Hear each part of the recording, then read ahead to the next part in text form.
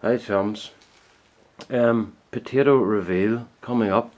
These are called Charlottes and they were planted in March. Oh no, just moved the camera, hold on a second.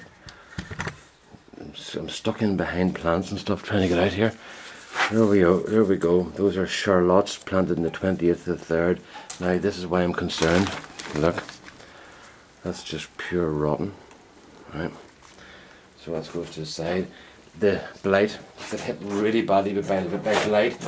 I was talking to a guy on Friday night and we were talking about blight, and I said to him that I was going to spray on Saturday because I thought I saw blight on some of the plants, and I got up on Saturday morning and the plants were destroyed. Not destroyed, well, they were pretty well covered in blight, so I'm very concerned about this. So what I'll do is I'm just going to start pulling the potatoes out and see what happens, you know. If they aren't too bad, I'll be able to leave some in the bags. But if it turns out they're all going to be rotten, I might as well just pull them out now, you know. Quite a concern, but look, oh, that's okay. That's the seed potato there. We're alright, right. So we'll just go through this anyway and see how we get on. I had an interesting conversation with a guy on Friday night. He's a fisherman, an eel fisherman off Loch Ness. Loch Ness is the biggest freshwater lake in Europe. It hasn't got the most volume of water, but it has the biggest surface area, and it's not very deep. It's only about 40 feet deep or something on average, you know. But it's very big and supplies a lot of water for us. But the main industry there is eel fishing and pollen fishing. Pollens are freshwater herrings. They're basically herrings that got landlocked, and they when they built the what do you call it, the water control systems, water level controls, and it's a unique fish, a freshwater herring. It's a very nice fish, but it's very hard to get them. Not because they're hard to catch, but because, now what do we see? Look, rotten. Oh boy. But they're very expensive because most of them go to Europe, and same with the eels. If you like eels, if you're eating jellied eels in London or eels in the continent somewhere, they more than likely have come from Loch Ness. So that's it. I'm getting a bit depressed here, actually. I'm getting a bit depressed because of what I'm seeing here. Oh dear. But anyway,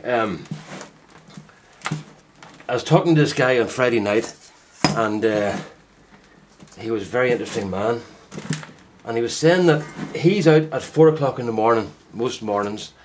Well, most mornings of the week, except for a Saturday morning. He doesn't go out on a Saturday morning, and he's out at 4, and they're allowed to start pulling the lines. Now these lines have hundreds and hundreds of hooks on them, and the eels have been set the day before, and they start pulling the lines at 3:30. And he said that this summer he has seen one sunrise the entire summer.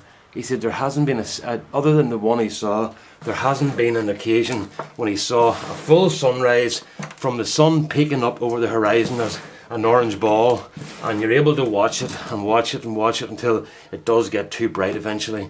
And he said they've only done that once this year. And what do you call it? He said the eels, he said, are scarce this year as well because the water temperature in the loch hasn't risen, so they're not feeding. It's still too cold for them, and the big problem is that the water's not going to get warmer now because we're heading towards winter. I'm sorry to tell all you northern climate types, and it means that it's not going to get any warmer. So they're quite concerned about the eels.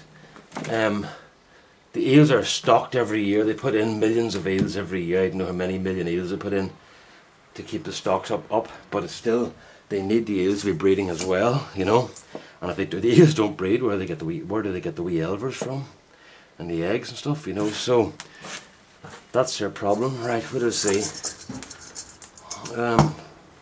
3, 6, 9, 12, about 15 or 16 decent ones, but I suppose that's about average. That's not too bad. I'm taking all these little ones out as well, because if you leave those in the soil, they come up in the middle of your tomatoes and your cabbages next year. So I'll just take those out. Right, so we had 2 bad ones in that bag. What do I do, folks? Do I lift the rest, or do I let it go? I think I'll get another bag. I'll do another bag and see what's happening. And if a second bag shows signs of blight in it, I'll just start opening more. But my problem is storage. There's only myself and my wife. How in the name of God am I supposed to store all these potatoes? But we'll see anyway. Oh, this is a bit worrying, folks. A bit worrying. I'm not normally worried in the garden, but here we go. Alright then, all the best now. Bye bye. I'll come back with another reveal shortly. Bye bye.